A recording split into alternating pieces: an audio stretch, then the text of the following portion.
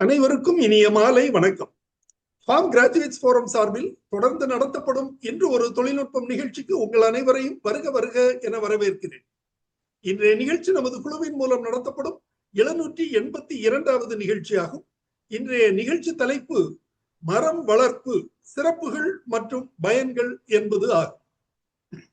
இந்த நிகழ்ச்சியை நமக்கு வழங்கிட சிறப்பு விருந்தினராக இங்கே வருகை புரிந்துள்ளார் திரு கே ராசு அவர்கள். திரு ராசு அவர்கள் தமிழ்நாடு அரசின் வேளாண்மை துறையில் துணை இயக்குநராக பணிபுரிந்து ஓய்வு பெற்ற முன்னாள் அதிகாரி ஆவார். இவர் பணி நிறைவுக்கு பின்னர் காக்ஸ் என்ற தொண்டு நிறுவனத்தை நிறுவி அதன் தலைவராக செயல்பட்டு வருகிறார். மரம் வளர்ப்பின் முக்கியத்துவம், அதன் பயன்கள் மற்றும் ஒவ்வொரு மண் வகையின் தன்மைக்கு ஏற்ற மரங்கள் எது எது, காலநிலைகளுக்கு ஏற்ற மரங்கள் என்ன என்பது போன்ற தகவல்களை தாங்கி வருகிறது இன்றைய நிகழ்ச்சி. பாருங்கள், நிகழ்ச்சிக்கு செல்வோம். அனைவருக்கும் அன்பு கலந்த இனிய மாலை வணக்கம். இன்றைய நிகழ்ச்சி நமது குழுவின் மூலம் நடத்தப்படும் 782வது நிகழ்ச்சி. இந்த நிகழ்ச்சியை மிகவும் ஒவ்வொரு நாளும், அதாவது வாரத்தில் குறைந்தது 2 அல்லது 3 நிகழ்ச்சிகளை மிகவும் தெளிவாக ஏற்பாடு செய்து நண்பர் ஜோ அவர்கள் அளித்து வருகின்றார்கள். உண்மையிலே சொல்ல போனால் விவசாயிகளாக இருந்தாலும் சரி, அல்லது ஒரு தொழில் முனைவோராக இருந்தாலும் சரி, அல்லது மாணவர்களாக இருந்தாலும் சரி, அவர்களுக்கும் இந்த நிகழ்ச்சி நிச்சயமாக பயனளிக்கக்கூடிய ஒரு நிகழ்ச்சி என்பதில் எந்த விதமான சந்தேகமும் இல்லை. அந்த வகையிலே தொடர்ந்து இந்த நிகழ்ச்சி நடத்தி வருகின்ற மரியாதைக்குரிய நண்பர் ஜோ அவர்களுக்கு என்னுடைய மனமார்ந்த நன்றிகளை தெரிவித்துக் கொள்கின்றேன். உலகோருக்கு உணவளிக்கக்கூடிய ஒரு துறை சம்பந்தப்பட்ட தொழில்நுட்பங்களை தொடர்ந்து நடத்தி வருவது என்பது மிகப்பெரிய அரிதான விஷயமாகும். அதனை எந்த விதமான பணி இருந்தாலும் தொடர்ந்து நடத்தி நம்மையெல்லாம் ஊக்குவித்து வருகின்றார் நண்பர் அவர்களுக்கு என்னுடைய மனம் நிறைந்த வாழ்த்துக்கள் மற்றும் பாராட்டுகளை தெரிவித்துக் கொள்கின்றேன். இன்றைய நிகழ்ச்சியை பொறுத்தவரையில மரங்கள் வளர்ப்பு, மரங்களுடைய சிறப்புகள், நன்மைகள், மரத்தை பற்றி அறியாதவர் எவரும் இருக்க முடியாது. மரம் மனிதனுக்கு ஒரு வரம்.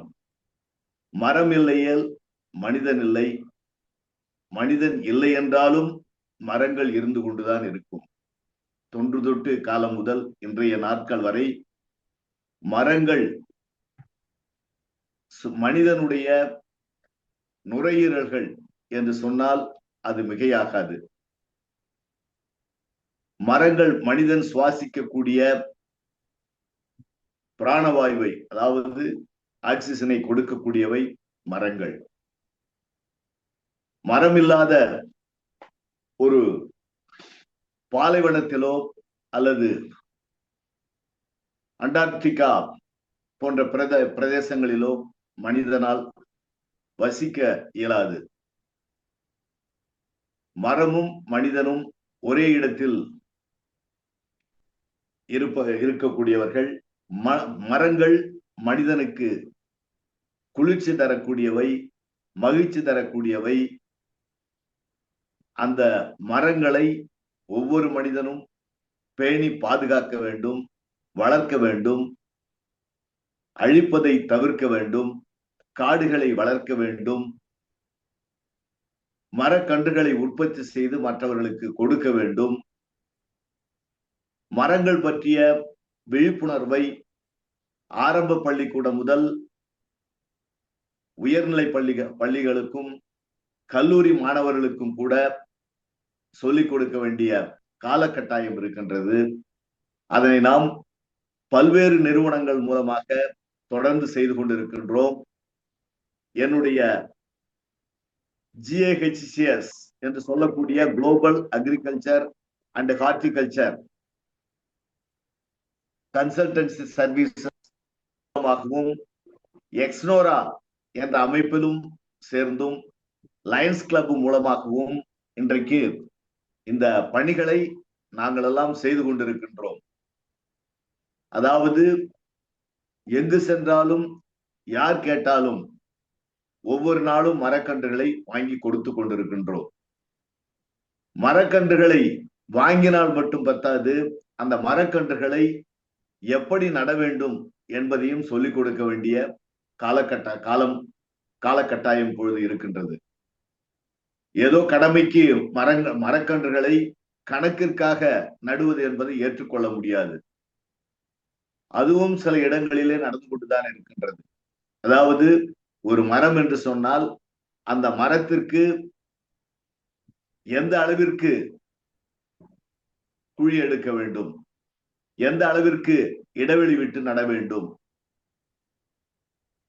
அந்த மரம் எஸ்டாபிளிஷ் ஆவதற்கு குறைந்தது ஒரு வருடங்கள், 6 மாதம் முதல் 1 வருடங்கள் வரை நல்ல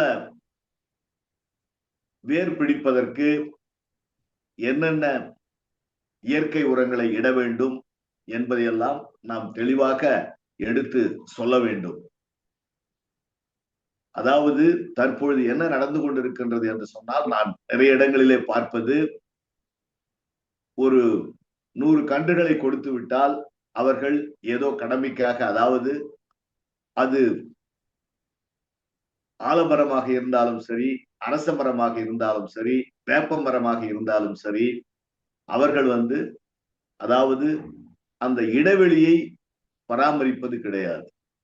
இடைவெளி பாத்தீங்கன்னா சும்மா ஏதோ ஒரு கடமைக்கு ஒரு 10 அடி 5 அடி அப்படி விடுவது அது ஏற்றுக்கொள்ள முடியாது, சரியல்ல. ஏனென்று சொன்னால் ஒரு மரத்திற்கு அதனுடைய இலைகள் எந்த அளவிற்கு பறந்து விரிந்து, அதாவது கனோப்பி என்று சொல்லக்கூடிய அந்த தழைகள் எந்த அளவிற்கு பறந்து விரியும் என்ற ஒரு கணக்கின் அடிப்படையிலே அதற்கு இடைவெளி நிர்ணயம் செய்யப்பட்டுள்ளது. அந்த இடைவெளியை குறைந்தது பேணி பாதுகாக்க வேண்டும். தென்னை மரம் என்று சொன்னால் குறைந்தது 25 அடி. ஏதோ கடமைக்காக நாம் தென்னை மரத்தை வாங்கிவிட்டோம், அதனை ஒரு 10 அடி 5 அடி 10 அடி 10 அடி இப்படிதான் நடவு செய்து கொண்டிருக்கின்றார்கள். ஒரு வேப்ப மரம் என்று சொன்னால் குறைந்தது ஒரு 20-25 அடி. அதுபோல அந்த இடைவெளியையும் பார்க்க வேண்டும்.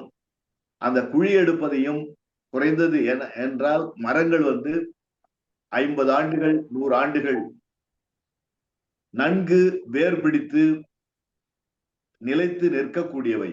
அந்த மரங்கள் எப்படிப்பட்ட ஒரு சூறாவளி காற்று வந்தாலும் சரி, புயல் காற்று அடித்தாலும் சரி, அதனை தாங்கிக் கொள்ளக்கூடிய சக்தி வேண்டும் என்று சொன்னால் அதற்கு அந்த நாம் எடுக்கக்கூடிய குழி, அதாவது குறைந்தது ஒரு 3 அடிக்கு 3 அடி நீளம், அகலம், ஆழம். இது அவசியம், அதை பராமரிக்க வேண்டும்.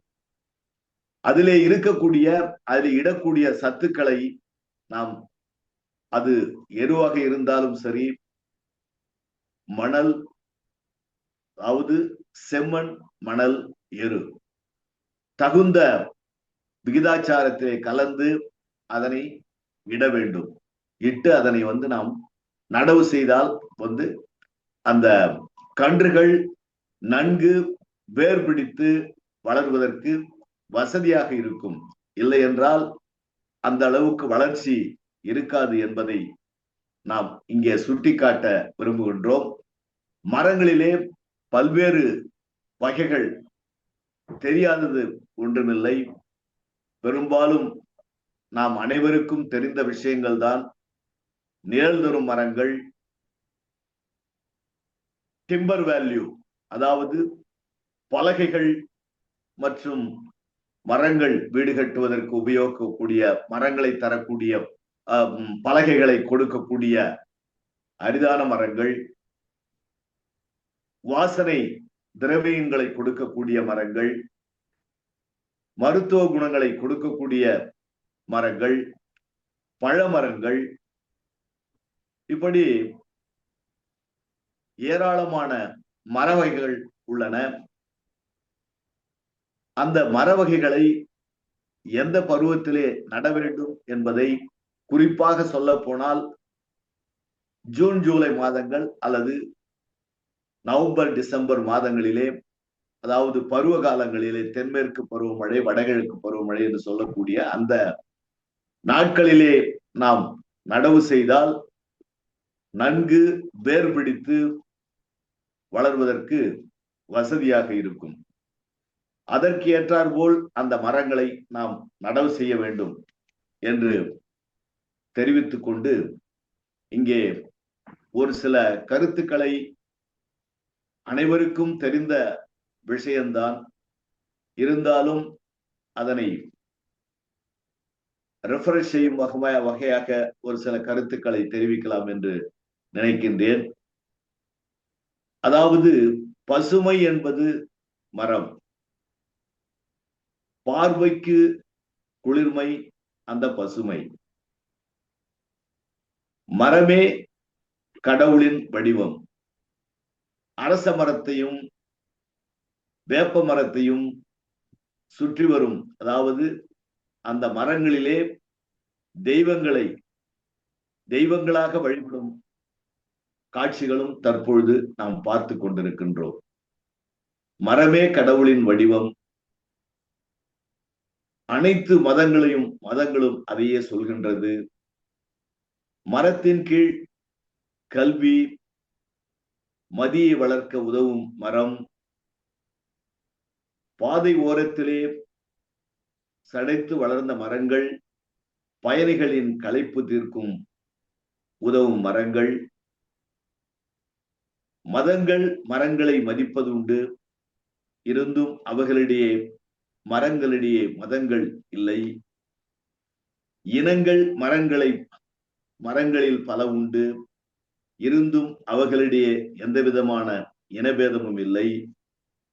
மரங்களுக்கு பேசும் மொழி இல்லை, மொழி பேதம் அவைகளுக்கு ஏதுமில்லை.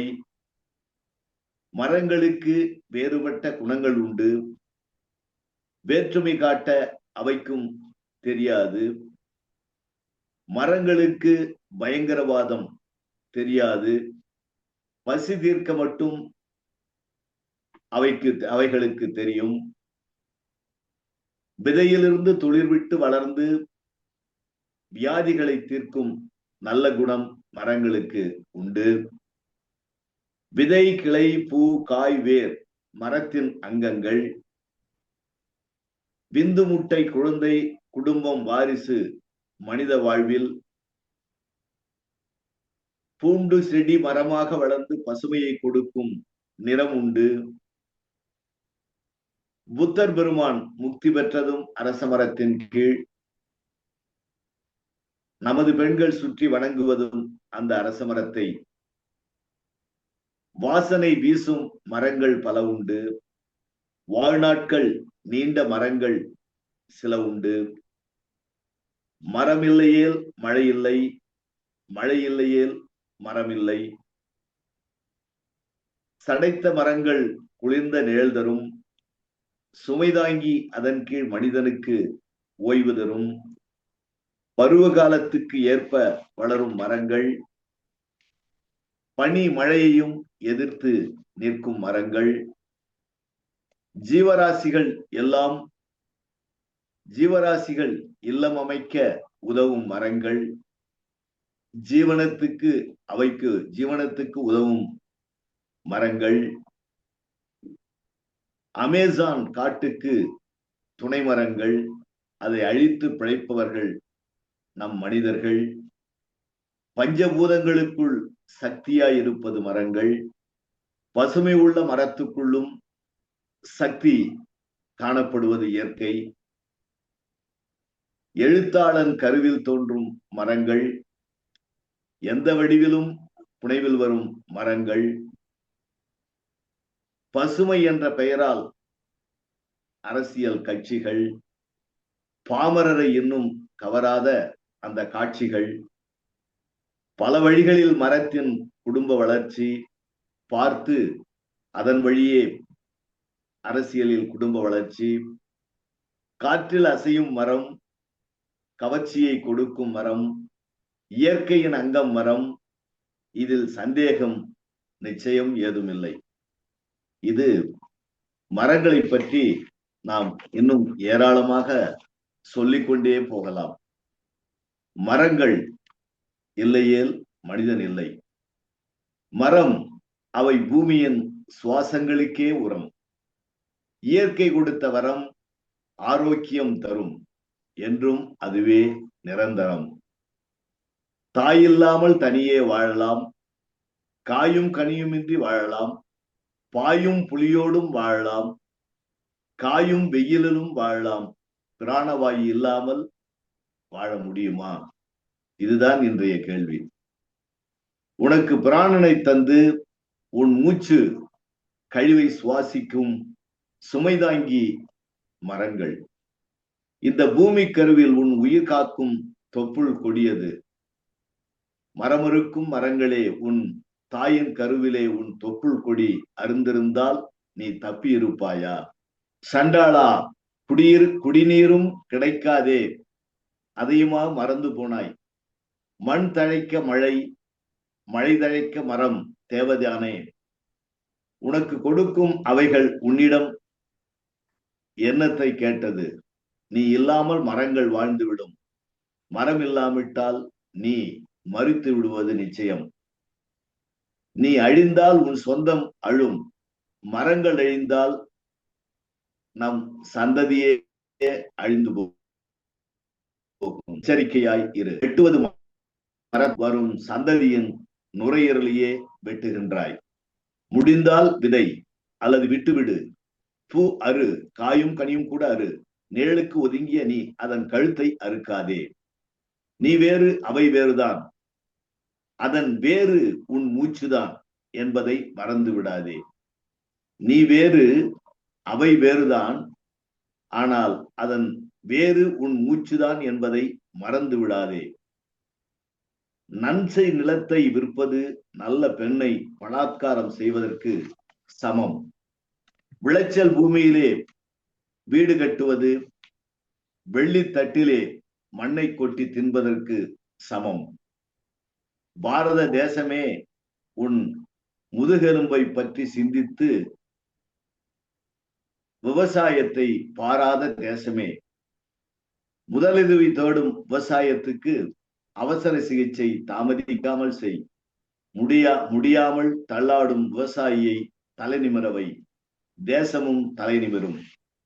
இது அதாவது இந்த வாசகங்கள் கவிதை என்று எடுத்துக்கொண்டாலும் எடுத்துக்கொள்ளலாம், அல்லது உரைநடையாகவே எடுத்துக்கொண்டாலும் எடுத்துக்கொள்ளலாம்.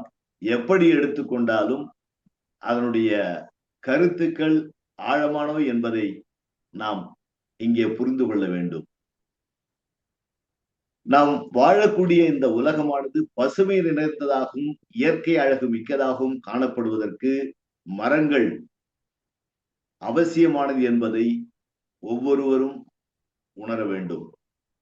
அதாவது நாம் நடுகின்ற ஒவ்வொரு மரமும் எமது அடுத்த தலைமுறையினரை வாழ வைப்பதற்காகவே நாம் நடுகின்றோம் என்பதை நாம் நினைவிலே கொண்டு, மரங்களின் நிறைவிலே கொண்டு நாம் அதனை நடவு செய்ய வேண்டும்.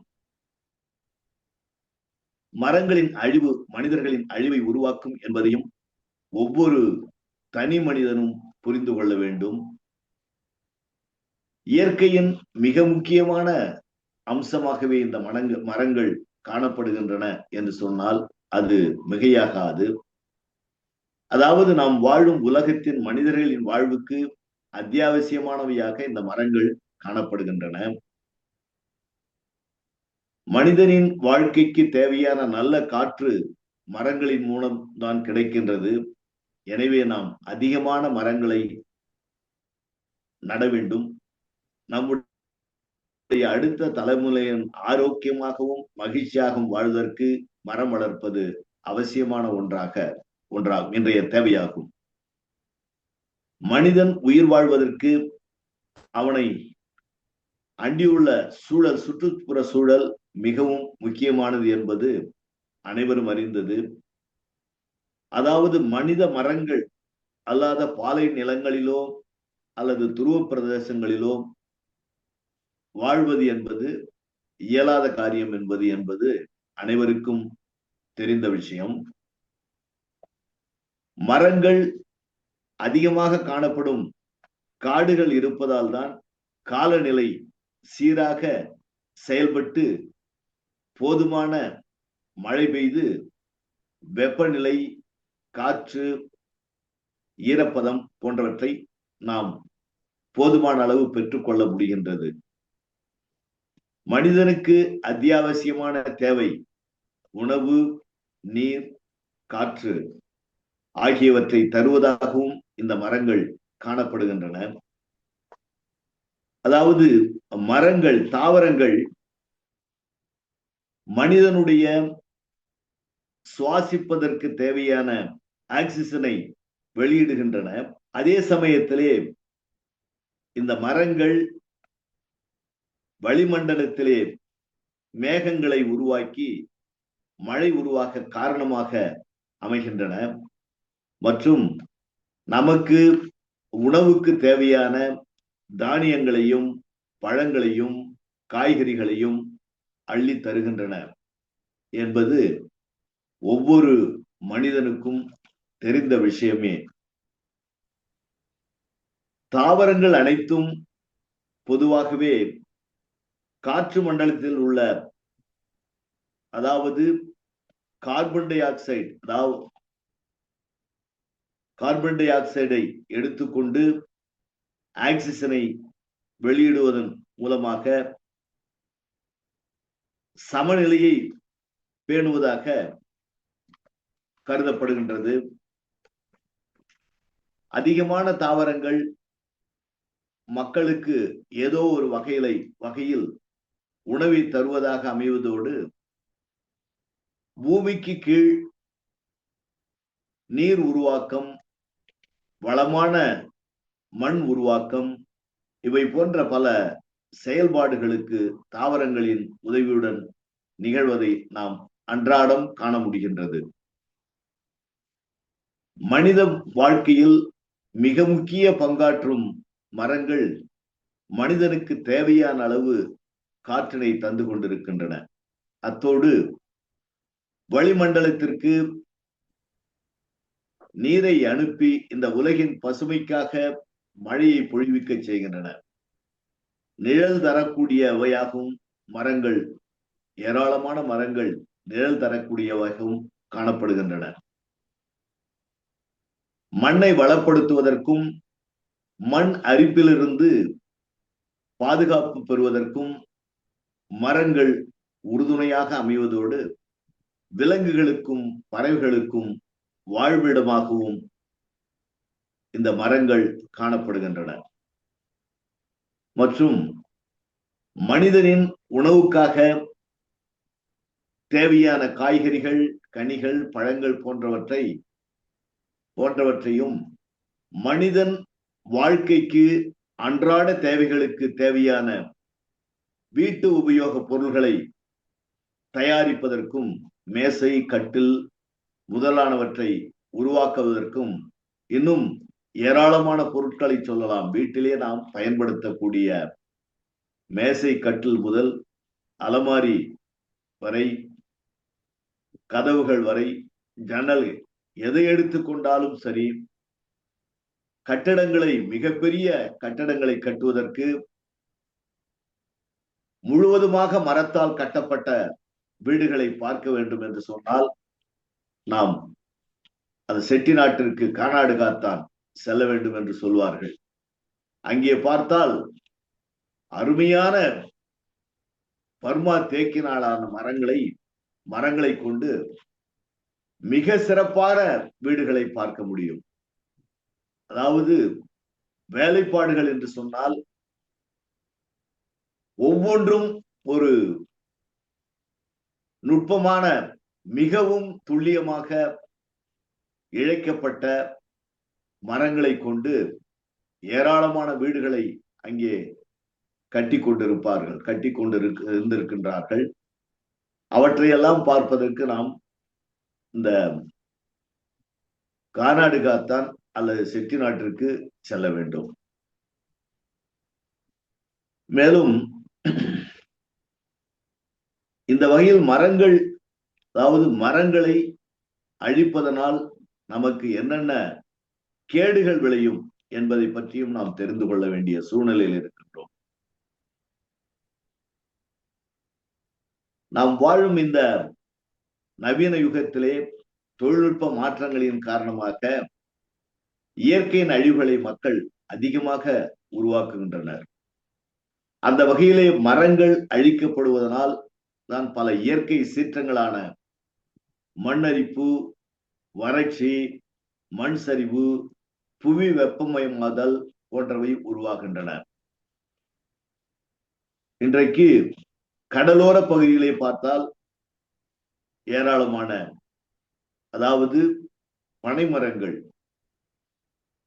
ஏரிகளுடைய முகப்புகளிலும் கடலை ஒட்டிய பகுதிகளிலும் இன்னும் மணற்பாங்கான பகுதிகளிலே சவுக்கு மரங்களையும்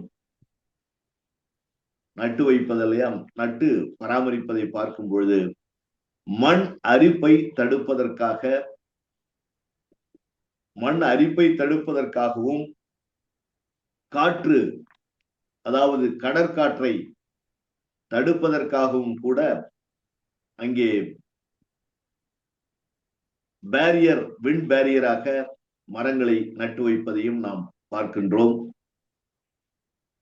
காலநிலை மாற்றங்கள், கிரீன் கேஸ் எமிஷன்ஸ், அதாவது பசுமை குடில் வாயுக்கள் என்று சொல்லக்கூடிய கிரீன் கேஸ் எமிஷன்ஸ், கடல் மட்ட நீர் உயர்வு, இவை போன்ற அசாதாரணமான நிலைகள் இன்று பூமியில் ஏற்படுவதற்கு காரணமாக அமைவதும் இந்த மரங்களை அழிப்பதனால் ஏற்படும் பாதிப்புகளாகவே காணப்படுகின்றன. இந்த உலகிலே மனிதனுக்கு அருட்கொடையாக இருக்கக்கூடியவை மரங்கள், மரங்கள், மரங்கள் என்று சொன்னால் மிகையாகாது. இந்த மரங்களே சூழலுக்கு அதிகமான நன்மைகளை வழங்குவதோடு பூமியின் நிலை பெற்ற தன்மையையும் பாதுகாத்துக் கொண்டிருக்கின்றது. அதாவது மனிதன் மரங்களுக்கு எவ்வளவு தீமை செய்தாலும் மரங்கள் ஒருபோதும் மனிதனுக்கு தீங்கிழைப்பது இல்லை. மரங்களை வளர்க்காவிட்டாலும் கூட அவற்றை அழிக்காமல் இருப்பது ஒவ்வொரு மனிதனுடைய கடமையாகும். எனவே நம் எதிர்கால சந்ததிகளின் நன்மை கருதி வீட்டுக்கு ஒரு மரம் வளர்ப்பது சாலச் சிறந்ததாகும். மரங்களே மனிதர்களின் நுரையீரல்கள் என்று சொன்னால் அது மிகையாகாது. அது உண்மையானதும் கூட. நம்மை நாம் காத்துக்கொள்ள வேண்டும் என்று சொன்னால் மரங்களை காப்பது அவசியம். மரங்கள் வெளிவிடும் காற்றை நாம் சுவாசிக்கின்றோம். நாம் வெளிவிடும் காற்றை மரங்கள் சுவாசிக்கின்றன. அந்த வகையில் மரங்கள் தான் நம் நுரையீரல்களாக செயல்பட்டு கொண்டிருக்கின்றன. அந்த மரங்களை காப்பது நம் நுரையீரலை காப்பதற்கு சமமாக கருதப்படும். அந்த வகையில் நாம் நம்மை பாதுகாத்துக் கொள்ள மரங்களை காப்பாற்ற வேண்டியது ஒவ்வொருவரின் கடமையாகும். மரம், மண் என அனைத்தும் நம்மில் ஒரு பகுதிதான் என்ற எண்ணம் இருந்தால் மரம் வளர்ப்பதில் தானாக ஆர்வம் வந்துவிடும். இன்றைக்கு உலகத்திலேயே தமிழகம்தான் 12,000 ஆண்டுகளாக விவசாயத்தை தொடர்ந்து தொழிலாக செய்து வரும் ஒரே சமூகமாக கருதப்படுகின்றது. வேறு எங்கும் இதுபோல் இல்லை. ஆனால் அதே சமயத்திலே தென் அமெரிக்காவிலே ஒரு சில இடங்களிலே மட்டும் இது போன்று இருந்ததாக சொல்லப்படுகின்றது. இத்தனை 1000 ஆண்டுகள் வளமாக காத்து வந்த மண்ணை நம் தலைமுறையில் நாம் பாழ்படுத்தி விடாமல் அதனை பாதுகாக்க வேண்டியது நம்முடைய கடமையாகும். பயிர் வளர்ப்பும் மரம் வளர்ப்பும் நம்முடன் ஒருங்கிணைந்து வந்து கொண்டிருக்கின்றன. வணிகம் சார்ந்த பயிர்களில் கவனம் செலுத்த ஆரம்பித்ததால் நாம் மண் வளத்தை காக்க தவறிவிட்டதாக சில புள்ளி விவரங்கள் தெரிவிக்கின்றன. முன்பு ஒரு சில ஆண்டுகளுக்கு முன் 120 அடியில் தண்ணீர் கிடைத்த நிலை மாறி இன்றைக்கு 1500 1400 அடி வரைக்கும் போர் போட வேண்டிய சூழ்நிலை கிராமங்களிலே காணப்படுகின்றது. அந்த நிலையை நாம் மாற்றுவதற்கு நிச்சயமாக நாம் மரங்களை, அதாவது மண் வளத்தை பேணி பாதுகாக்க வேண்டும். மரங்களை முடிந்த அளவிற்கு மரங்களை நட வேண்டும். அந்த மரங்களை நடுவதற்கு குழந்தைகளுக்கு ஆர்வத்தை ஊட்ட வேண்டும். அவர்களுக்கு பள்ளிகளிலே நாங்கள் எல்லாம் செல்லும் பொழுது நான் சில பள்ளிகளிலே மாணவர்களுக்கு ஆசிரியர்களிடம் சொல்லி அதாவது 5ஆம் வகுப்பு மாணவர்களுக்கு ஒவ்வொரு கன்றை கொடுத்து அந்த கன்றை வளர்த்து நன்கு பராமரிப்பவர்களுக்கு அவர்களுக்கு ஒரு 5 மதிப்பெண் கொடுக்கப்படும் என்று சொல்லி அந்த ஆர்வத்தை ஊட்டி வருகின்றோம். நான் அந்த ஹெட்மாஸ்டரிடம் பேசி இந்த மாதிரி அவர்கள் அதற்கு ஒத்துக்கொண்டு அந்த மாணவர்களுக்கு அதனை மதிப்பீடு செய்து மதிப்பெண்கள் கொடுப்பதற்கும் தயாராக இருந்தார்கள். இது இப்ப இந்த காலத்தினுடைய கட்டாயம். நாம் எங்கு சென்றாலும், அதாவது அடுத்த தலைமுறை வரக்கூடிய சந்ததியினர் நல்ல ஆரோக்கியத்துடன் இருக்க வேண்டும், அவர்கள் நீண்ட காலம் வாழ வேண்டும் என்ற நல்ல எண்ணத்தோடு நாம் முடிந்த வரையில் மரங்களை நடுவதற்கு இளைஞர்களுக்கு ஊக்கமளிக்க வேண்டும் என்று தெரிவித்துக் கொண்டு, இந்த வாய்ப்பு நல்கிய நண்பர் திரு ஜோ அவர்களுக்கும் இந்த இன்றைய நிகழ்ச்சியிலே கலந்து கொண்டுள்ள அனைத்து நண்பர்களுக்கும் என்னுடைய இதயம் கனிந்த நன்றிகளையும் வாழ்த்துக்களையும் பாராட்டுதல்களையும் தெரிவித்துக் கொண்டு நன்றி கூறி விடைபெறுகின்றேன். நன்றி, வணக்கம். நன்றி திரு ராசு சார், உங்களுடைய தகவல்களுக்கு மிக்க நன்றி. இதுவரை மரம் வளர்ப்பு, அதன் சிறப்புகள் மற்றும் பயன்கள் தொடர்பான தகவல்கள் வழங்க கேட்டோம். வழங்கியவர் திரு கே ராசு, ஓய்வு பெற்ற துணை இயக்குனர் வேளாண்மை துறை.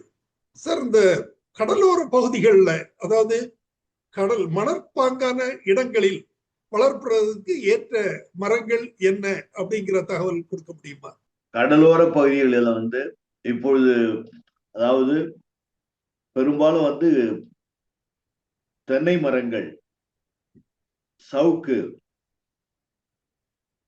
போன்றவை இப்பொழுது, ஏன்னா மணற்பாங்கான பகுதிகளில் நல்ல மகசூல் கொடுக்கக்கூடியது என்ற காரணத்தினால் அந்த தென்னை மரங்கள், சவுக்கு சாகுபடி செய்யப்படுகின்றது. அதன் மூலமாக நல்ல பலன் கிடைக்கின்றது என்பதை தெரிவித்துக் கொள்கின்றேன். அதாவது